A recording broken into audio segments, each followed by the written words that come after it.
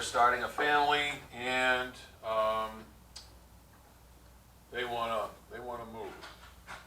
So they've asked me to list their house. So what we're gonna do is, we're gonna go into, we got the address. So let's go into Matrix. Let's put in the address and get information on the home. It's 902. One second, please. Yep.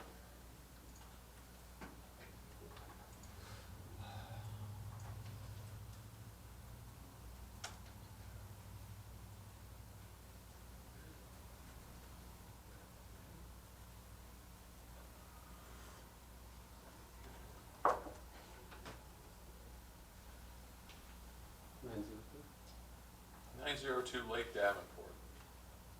Lick? Davenport. Lake Davenport. Right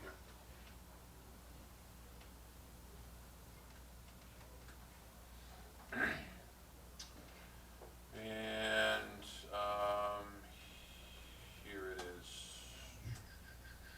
902 Lake Davenport. It's got a history to it.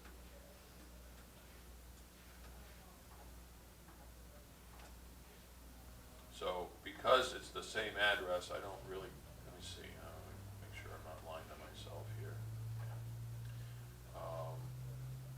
It's got quite a history here.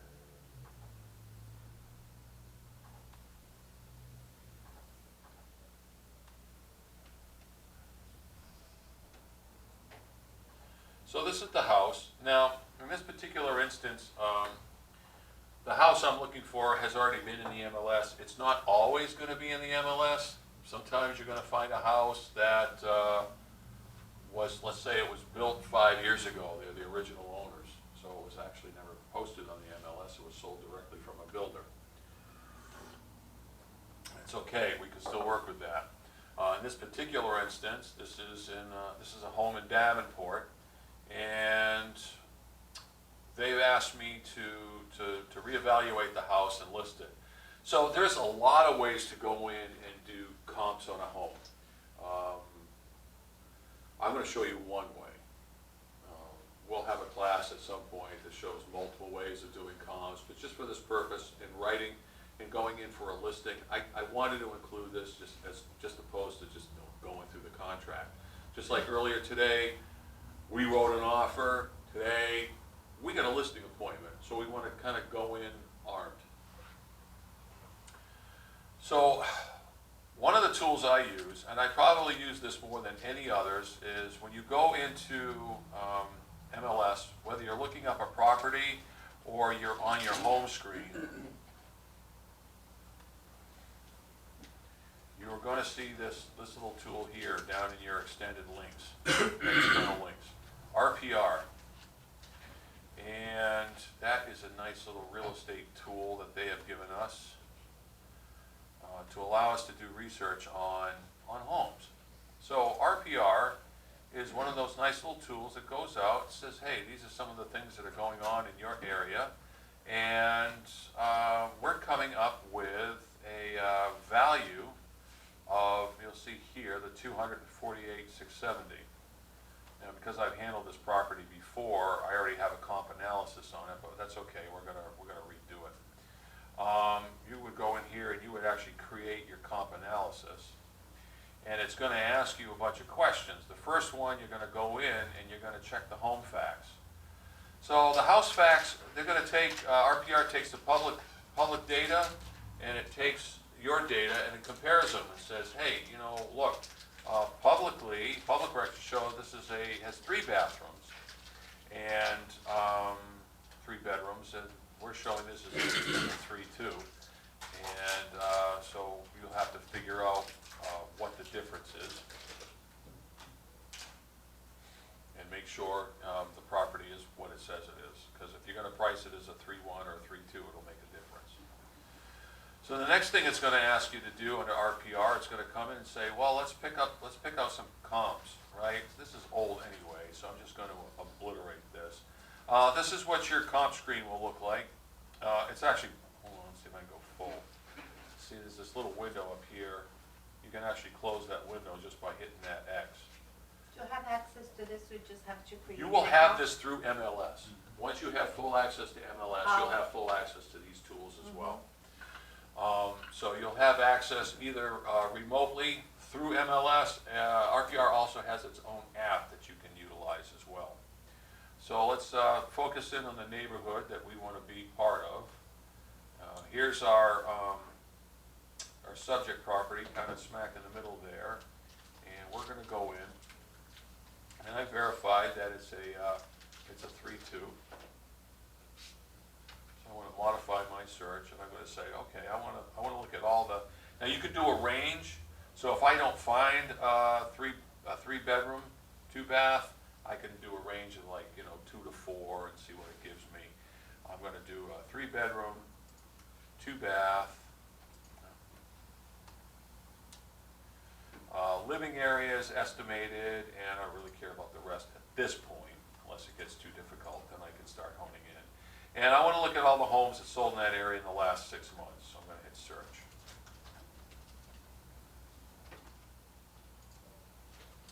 So here's the neighborhood, and it looks like I got a lot of homes in this area that sold in the last 6 months.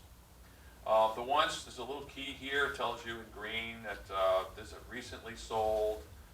And some of the gray ones probably sold or are off market because they sold longer, a little longer time ago. But you can look at the homes, and you can actually, on the map, you can click on them, or down below it actually gives you a list. These are the homes that it's found in that area that match your criteria. And if you happen to see a little blue star next to it, that means that the that RPR auto price thing has already used those houses as a comp. It's considered those. So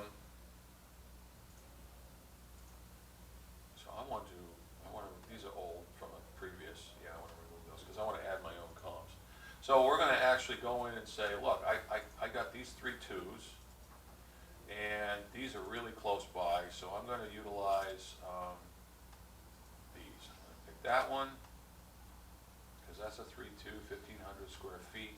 All the specifications for our house are up here at the top. Here's everything. Estimated date of sale, estimated date for the previous estimate, square feet of living space, lot size, year, all the way down to year built. So I'm going to pick that one. So it turns it black. I'm going to pick this one. That's a 3-2. And this one is pending. It's your competition. It's certainly worth considering. So let's take the pending one too, which means it's now because it's pending at $249.9 doesn't mean it's going to ultimately sell. Somebody might have offered a lower price. Maybe they ended up selling it for $230 or $240 something, and not necessarily the asking price. You won't know until it's actually sold and recorded. So these are all the 3 2s that are very close by our home. Now by selecting those in this list, now it gives me a new range based on this selection of homes. The price of the home, my subject home, is going to be somewhere between $225 and $250. And you can update and evaluate. You can update and evaluate here and review the homes on a different page. You can actually also click anywhere here to pull up the home and take a better look at it. I was working with an individual the other day. We found a home with the exact same footprint. Every once in a while you'll be blessed that way to see something that matches your home so totally and wonderfully. And by the way, in this particular instance, the subject home, this one doesn't have pictures. Sometimes they won't. But you'll know your home. Hopefully you've already seen it. If you haven't, you're going to be seeing it. So instead of giving an actual price, you're going to do a range and discuss the options with your customer. So here's our update, evaluation, and close.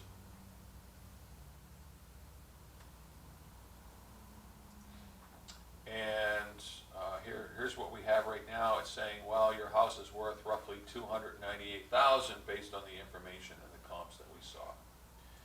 So now you can actually go in and adjust the comps. So here's our subject property, and it's putting it roughly at 146 a square foot. And we're seeing houses that range 142, 151, and we're gonna wanna look at those. And basically make sure that, you know, we have matching criteria. Ours is 2,000 square feet, so it's a little bit bigger. So per square foot, it's gonna average out different. These all have garages. These two have pools, this one doesn't, so you have to make sure you keep that into consideration when you're looking at, you know, what's sold for what. And you can actually go to multiple screens. So if you happen to find a particular house that you didn't like, or didn't quite match, maybe it was a distressed property and it wasn't gonna suit your needs, you can actually remove it from this list and just get it out and not even worry about considering it. You can go back and add it if you needed to, but pretty much you're just trying to go in and look at the houses. And at this point, the way this tool works is you would look at each individual house, home, and take a look at them. What's the condition of the house? You know what, it sold at $230, so it sold above value, which is typical. It's like, you know, most things don't sell at Zillow prices. Zillow's never that accurate anyway, so we never take Zillow. And by the way, if you do comps on a house, it doesn't hurt to look at Zillow, because someone's gonna ask you, well, I saw my house listed at this for Zillow, and you gotta let them know that Zillow's not, they're not in the business of marketing homes. They're in the business of getting your name and address and selling them to realtors. Now That's they what they're selling doing. homes, you know that? They are now. Yeah, They weren't. yeah. I have a house next to my house. Sold by for sale Zillow? by Zillow. Yeah. So you wanna look at the home. What's the condition? If you're lucky, you find a home with the same footprint, and that will help you. What are the features? Does this home have a new roof? Does it have a new AC? I will tell you that if you're selling a home and it's touting a brand new roof, you can ask a premium for that, because people are paying for that. It will actually, you know, you wouldn't think that the value of the house with a roof has a roof, but a 1-year-old roof as opposed to a 15 or an 18-year-old roof, huge difference, especially down here in Florida. So you can look at the home and you can make a judgment on whether it's, you know, in better condition or worse condition, and that will help. If you adjust these, if this was in better condition than yours, then it's gonna drop the price down, estimate-wise. What I try to do when I'm looking at a home, I try not to go in with a fixed price, but I try to go in with a price range, knowing what's recently sold and what's on the market. When you're talking about a listing presentation and you're talking to your customer, you also want to let them know that, you know, the home is a product. They don't look at it that way, but we do. You have to be able to consider what's for sale down the street, what's sold around the corner, and are you going to be able to put yours on the market to compete with the guy down the street who has a house exactly like yours? Oh, by the way, yeah, he has a pool and a jacuzzi, in-ground. Oh, okay, so you need to take all that into consideration. And you'll need to bring it up with your buyer when you're having those conversations. So you can make adjustments this way.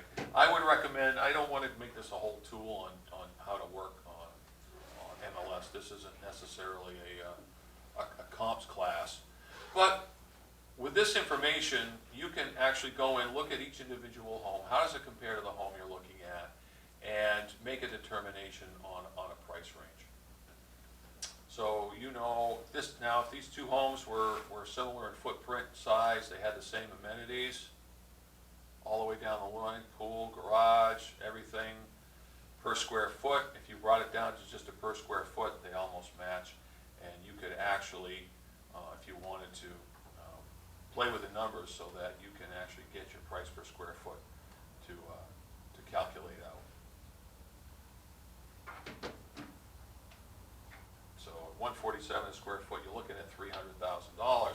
So you can make a determination of maybe the most you pay is 150, and the least you pay is you know, Less.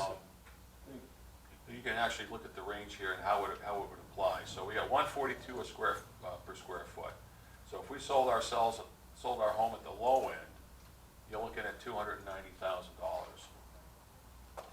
If we sold it at the high end, which is 150 a square foot,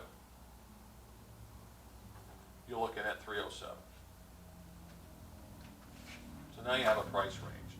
Oh, does it have a new roof? Does it have, what does it have that some of the other houses don't have? And you can add the values. I actually have a chart. I got to dig it out, but you can actually add values based on some of those different amenities. Fireplace adds value. Some people don't care about fireplaces, but some people do. So let's say we got a price, we got a fair estimate on this, and we know what we want to be. So we're going to take this and we're going to say, yeah, I'm going to keep this. I'm going to update my valuation and close. And here, right here is my adjusted numbers. Now, all of this information, you can actually take this and create a full-blown report. And I used to do this. I used to do a seller's report. And a seller's report gives you all of these things. It ends up being like 80-something pages. I would actually take the PDF file report, go down to Office Max, and print them out, bound, and go to the listing, and didn't always guarantee I got the listing. I will tell you the best listing engagements I've ever had is when I sat down and I had a thin file folder with some basic information, and I'll show you what that is.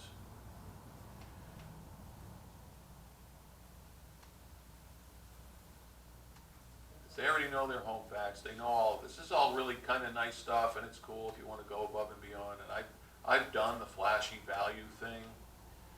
But I go, where are you? Yeah, history.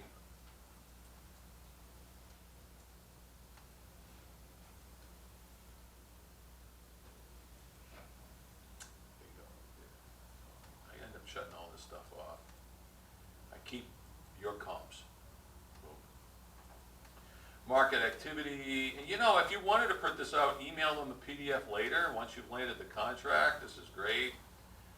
But I have all too often handed this to a potential customer, and they've taken it and ended up going with somebody else because they took all this information and went with somebody else that offered them 4% on commission. Because that becomes an arguing point at some point. So basically, I want my comps. That's all I want out of this. If you have taken notes, you can include your notes. And then you can come down here and just say, run report. Now you can email it to a client directly. I like to run it and just keep it. But I already know what my price range is going to be, so I'm pretty cool with that. So I'm going to let that report run, and I'm going to go back to dot loop, and I'm going to add my loop. Now, the property address on this one is 902 Lake Davenport.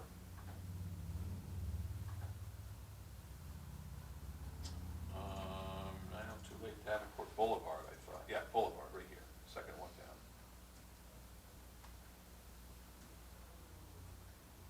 And we're going to go to continue. Our template's going to be the listing seller agent. We'll continue. Photo, not necessarily.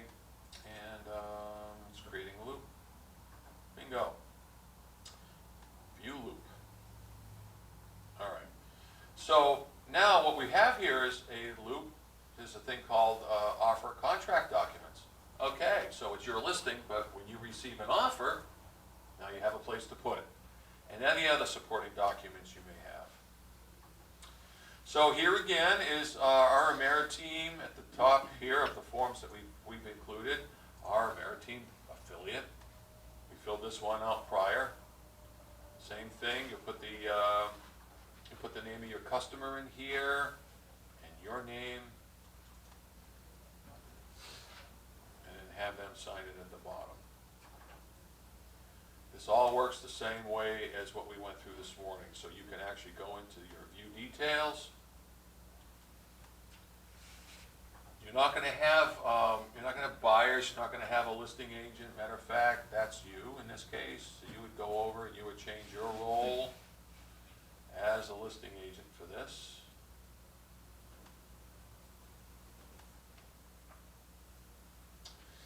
And you would add your seller, whoever that was.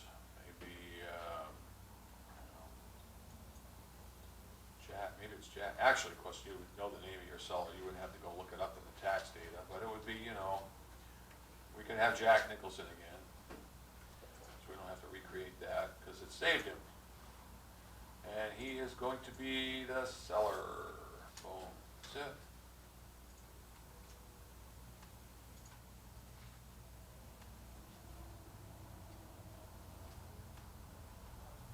Now you can put in the other information, see, it's all filled in here, tax ID, you're gonna need that too, so you can actually pull that out of the tax information, as if you need to.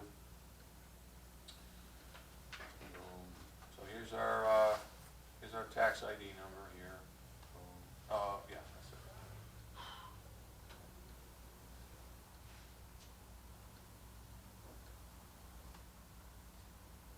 Cut and paste that like we did before. We're good. I'm gonna save it. Save.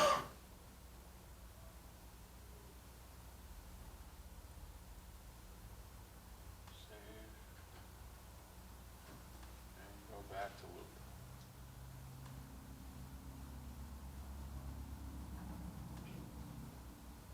All right. Here's our exclusive right of sale agreement. Now, you might say, hey, I'm just going to a listing agreement, listing engagement. I don't even know if I got the listing yet. You know what? I would go with the anticipation of getting it. You shake hands and go, hey, I have the paperwork right here. You can actually print this out, take it with you, have it with you. You scan it, bring it back in. The paperwork's simple, so if you scan it, got a PDF and uploaded it, it would be fine. You don't have to go through the digital signature stuff. You can.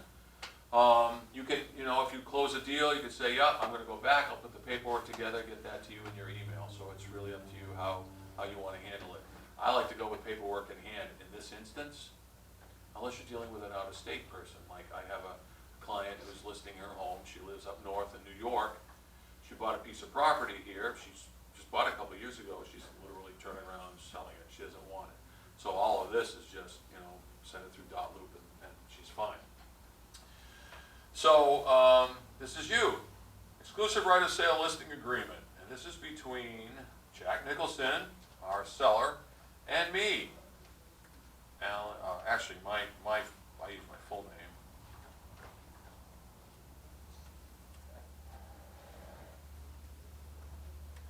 Now, it says broker here. I always put in Robert Allen, my name, Robert Allen Dion, your name, hyphen or comma, realtor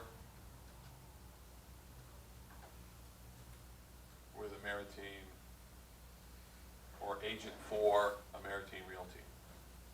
So you can do realtor with, or agent for a Maritime.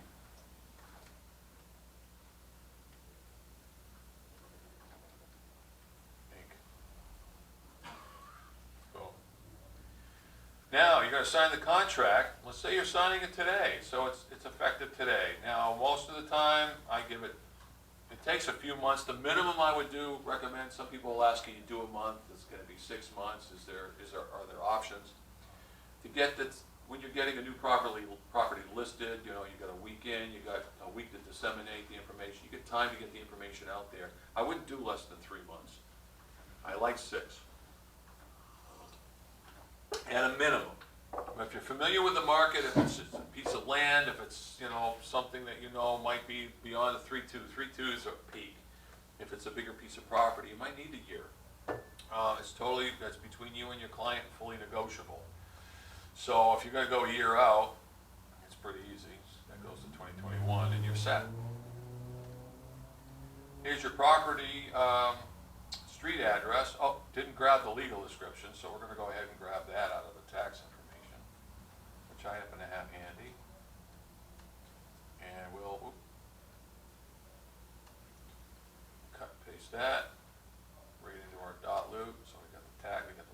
description.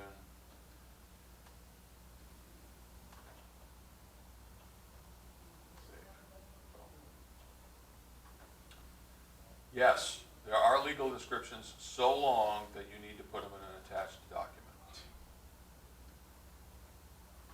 Any personal property they want to include. Maybe they want to leave the, standard washer, dryer, kitchen appliances. Maybe the Tiffany lamp is going to stay. Put them here. Are they living in the property? If they are, that's fine. Are they renting it? So if they're renting it under occupancy, property is or is not currently occupied by a tenant, not by the owner, by the tenant.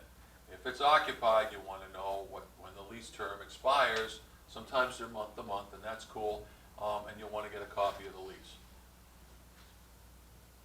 But generally, if the homeowner's living in it, you don't have to worry about occupancy. Price terms. This is the only one I leave blank, because you're going to go in with a range. You're going to talk strategy. You're going to come out high and move down, or you're going to try and price fairly, or maybe a little below market for a quick sale. How quick? Oh, I got to get the hell out of here now. So you're going to sell it out at, put it on the market or a little bit lower. That'll be between you and your client. That's a conversation you'll have to have. And does the house, obviously cash is key, right? So if you're going to accept cash, conventional, VA, FHA, these are all things you're going to accept. Some homes won't qualify for some of these things, and you got to know what that's going to be. And sometimes it's just a matter of getting the specs on this. You can actually talk to Nick right here. I've got this home. I need to know. It's a condo, short-term rental. It's there's some issues with it. It may not qualify for FHA. If it's got a leaky roof, if it's a fixer-upper, definitely not. Almost definitely not. There are FHA fixer-upper loans. I think they're like 203K or something like that. I can't remember the term, but it's an FHA fixer-upper where you can actually get an FHA loan and extend it to actually do the repairs or upgrades to kitchens, bathrooms, stuff like that, which is very cool. So you want to know that. Is it going to be available for all those? And do a little research. Hey, I also noticed that your home is rural and it will qualify for USDA. We talked about that earlier. And that's really cool, because if you list this property, when you go to put it in the MLS and you put this opens your base up. So somebody now was looking to get a USDA loan, or maybe already pre-qualified, that's exactly what they're looking for, then you've just opened up your base to that many more potential buyers. Is the seller willing to do seller financing? Yeah, you can have that discussion too. Or is there assumption of mortgage? Otherwise, leave it.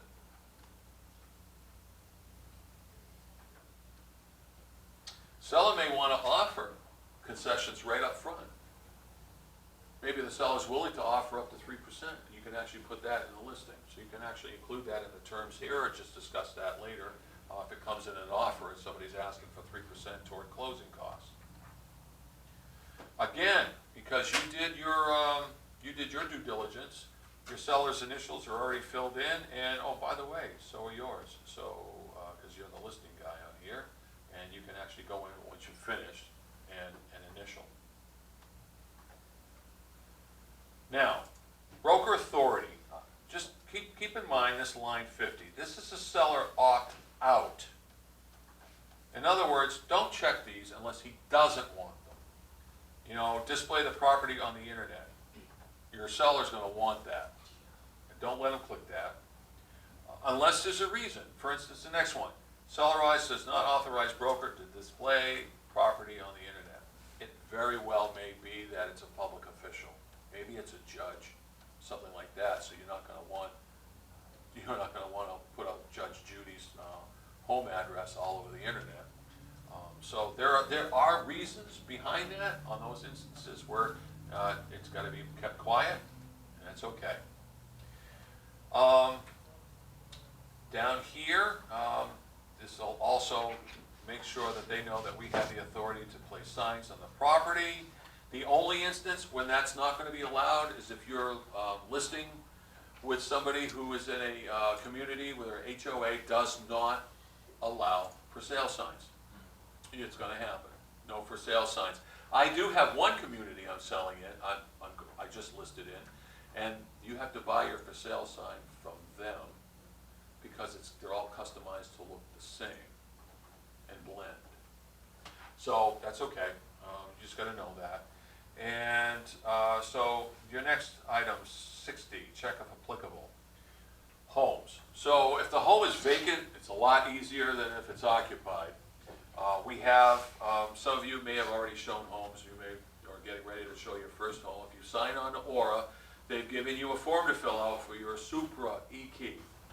Your Supra key is actually an app that you download, and it talks with these electronic lock boxes through Bluetooth. With your code, you can open it. And when you open that box, the listing agent gets a notification.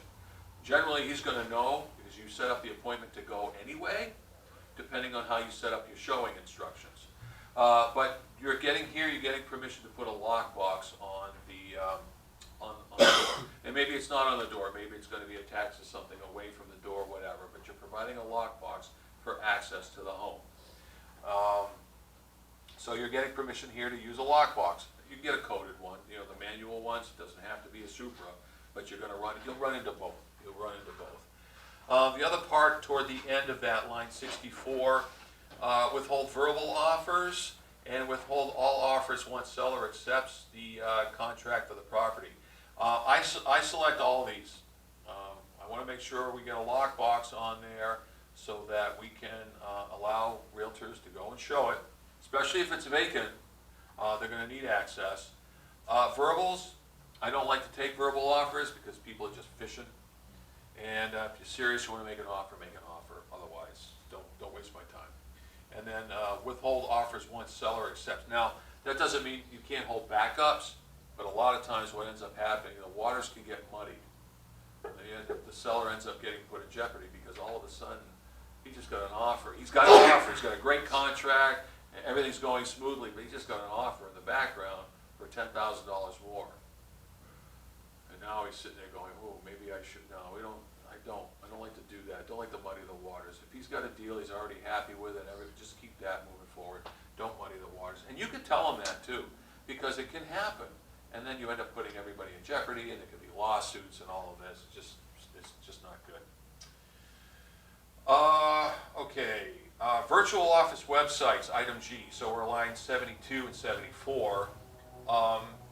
You want this again, these are opt-outs. Seller does not authorize automated estimate. We do. We authorize that, so leave that unchecked. But we don't want people writing their comments. You never know what people are going to say, how they're going to say it, because some people are just not pleasant people. So we don't allow public comments in our listings. But for market estimates and stuff like that, not a problem. Down here is just, you're going to go over this with your client, their obligations. They have to cooperate. They have to inform the broker if they're going to be doing anything funky with the lease or mortgage or anything like that. They got to let us know. Also, if something goes wrong, we have arbitration rules. If you're a foreign seller, then we've got other rules we've got to apply to. And by the way, is there any material facts that affect the value of the property that we need to know about? Put them here. That's where all that goes. Also, always recommend, talk to an attorney, talk to your tax guy. We can share opinion all day long, but ultimately you want to talk to we always encourage they talk to a professional, a legal professional in that regard. Item 8, compensation. Okay, you're going to get paid. Now, this is probably of all the listing engagements, this could be the most hairy because you're going in and you're new. You don't want to go in with that mindset. You want to go in going, I've been doing this for years. This is what I charge. This is my overhead. This is what I cover. And based on everything I'm going to be putting into selling your property, I want to get compensated. So we don't fix commissions. You're going to go in the MLS. You'll see commissions from 2, 2.5%, 3%. You'll see them all over. So if you see it at 2.5% commission on an MLS listed property, chances are it's a 5%. I got a 2.5%, and when I went to send the information to the realtor, it came back corrected. Because I assumed it was a 5%, 2.5, 2.5, and it wasn't. It was 2.5 to me, and the listing agent was taking 3 for herself, and she was taking $250 out of my pocket to pay for her brokerage fee. Yes, you can do that. I'll show you how to do that.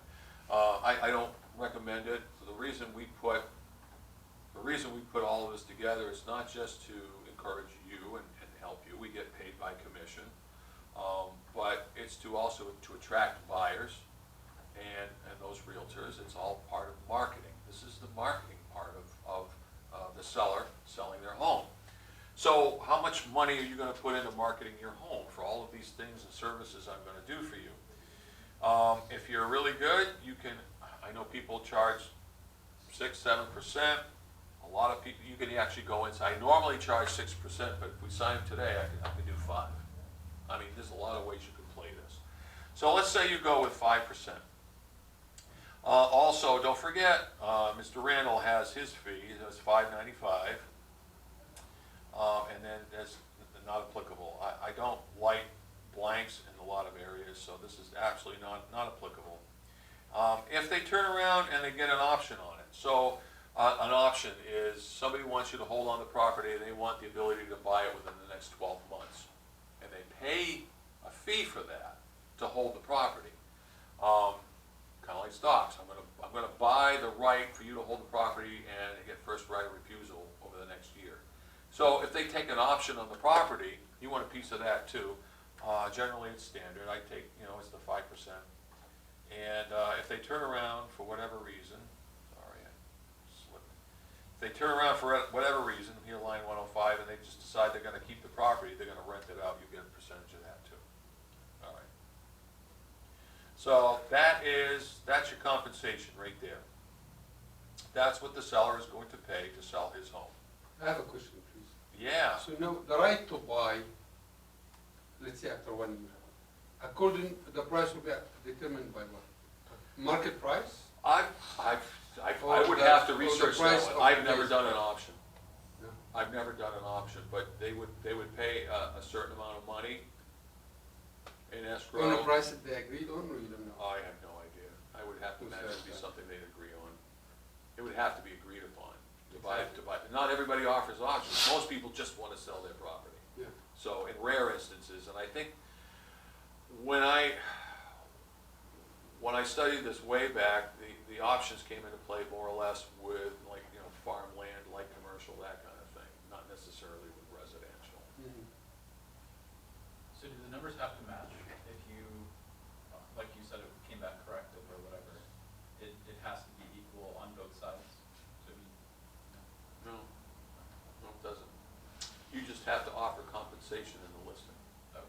And I'll show you, it's actually included in here. So you're charging 5% here.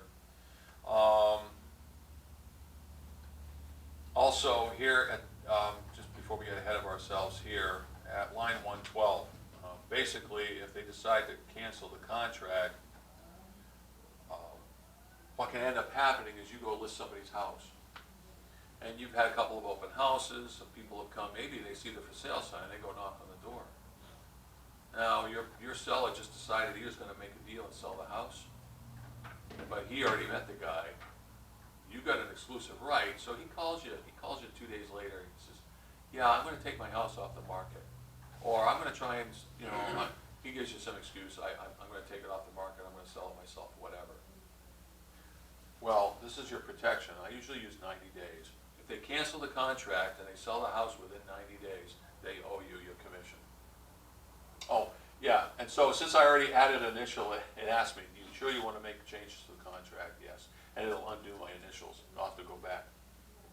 So this is your protection. If just for whatever reason they cancel the contract and 2 weeks later it's sold, they still by law owe you your commission, because that's what this is. This is a contract. Down below in 117, again, retained deposits. Now, for instance, if a deal goes through, If a deal falls through, let's say that somebody put $1,000 on the property, and the deal fell through because of negligence on the buyer, and the seller was due that $1,000. This tells the seller he has to share half of that with you. So you would get 50% of the escrow, if you leave it blank. I don't leave it blank, I put in my 50%.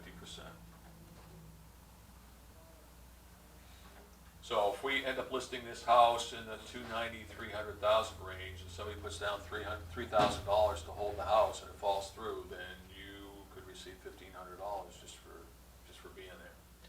Okay, so number 9 here, paragraph 9. This is the cooperation. This is what's going to go in the MLS. So you can do flat fee, or this is where you would say I'm charging 5%.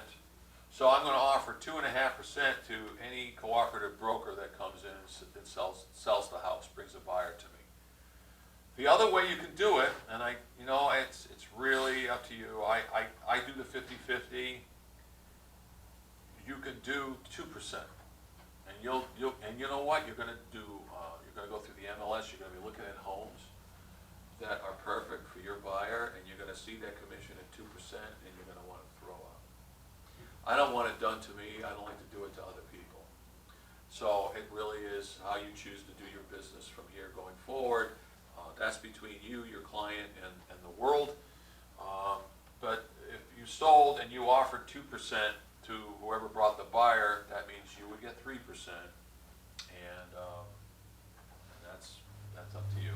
So the other way around, do you think that it would affect, like say you were taking a low commission, if you will, do you think that it would be better marketing?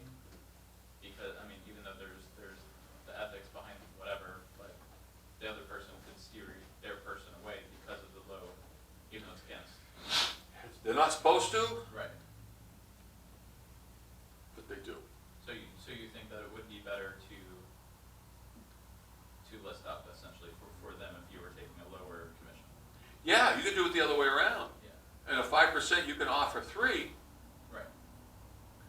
to whoever brings the buyer, and you take 2. Right. So that is another option. Like, for example, if you were listing a house and then the people were gonna turn around and buy another house with you, Absolutely. then you could mess with the numbers that way. Yep. Okay. Yep. I charge 6%. I had a client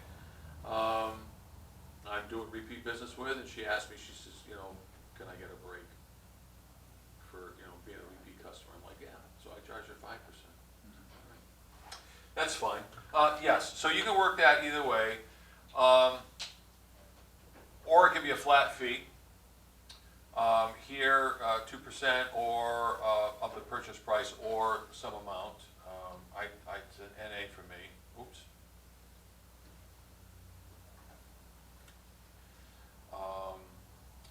Again, if it's a single agent, 2.5. I just do the straight 2.5. NA. And if the purchase comes from somebody with a no brokerage relationship, that's okay, 2.5. And NA.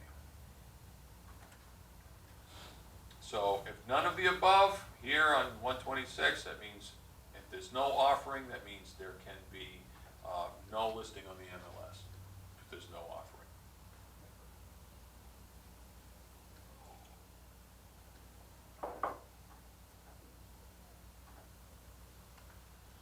So that's your compensation. You can do a conditional termination.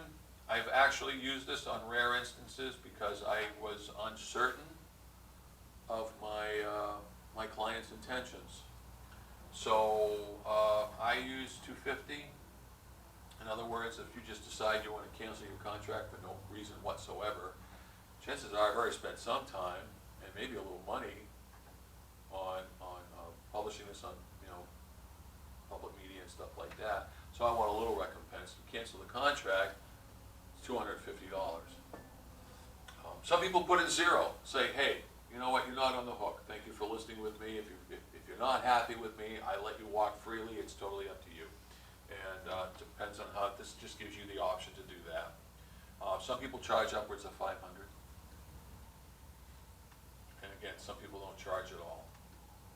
You'll have to, dispute resolution, you will have to initial this portion as well. And, because you're the sales associate, and there's a place for the broker to initial, but I don't think he's never pressed for that. But it's just between, at least between you and the listing, the seller, you wanna make sure that they know that, you know, if something does disagree, or something goes awry, then there is an arbitration process, that's all. Any additional terms? Yeah, I wanna use XYZ title. Oh, okay, we'll make sure, we'll put that in the additional terms. This is again between the contract between you and so and so. Additional terms might be, and I've done this with listings. I'm gonna charge you 6%, and I'm gonna do open houses, we're gonna do all this, but I'll tell you what, if I bring the buyer, I will only charge you the 3%. I won't double charge you, I'll charge you just for, you know, just for listing the house. I won't charge you for bringing the buyer. Oh, okay, so that's a bargaining chip, and you can actually write that into the additional terms.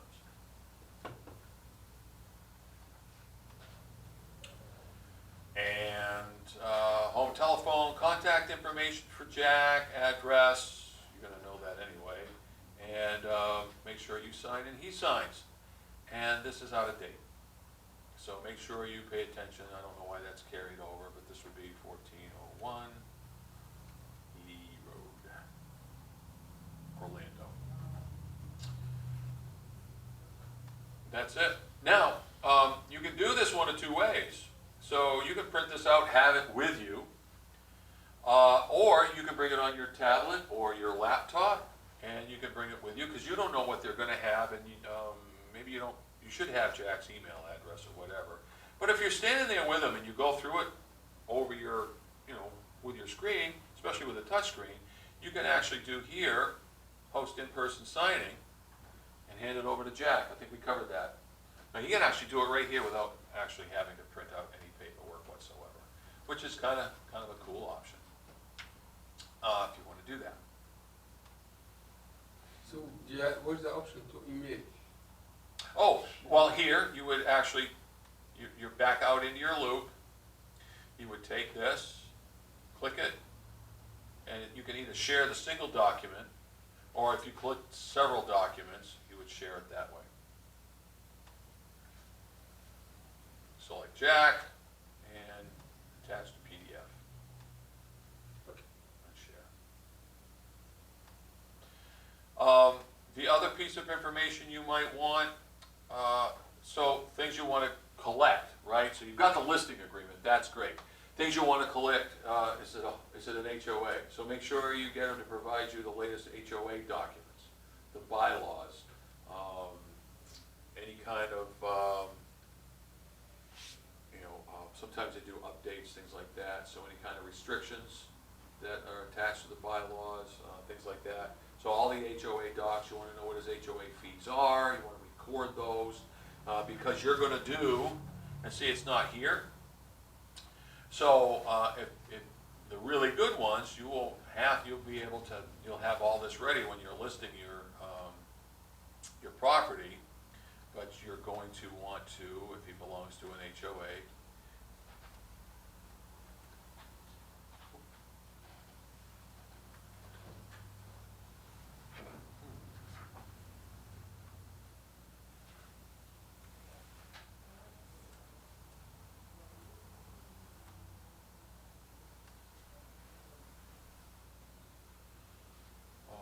Homeowners Association Community Disclosure, bam, so you're gonna add that.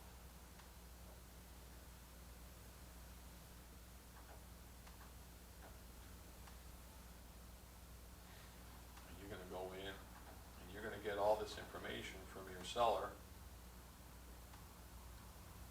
And you're gonna wanna know what the monthly amount is. Are there any special assessments that are coming in? Are there any additional fees coming up? Some HOAs have, you're new, so they have an admin fee just for coming into the community. There might be a couple of $100 admin fee one time. Or, know, they have a land use fee or an occupancy fee, they have fees all, so you wanna know that, you're gonna wanna be able to, have that information to present to any particular, or any, potential buyers, and you'll put the contact information in here, email the HOA person. And you put that information in.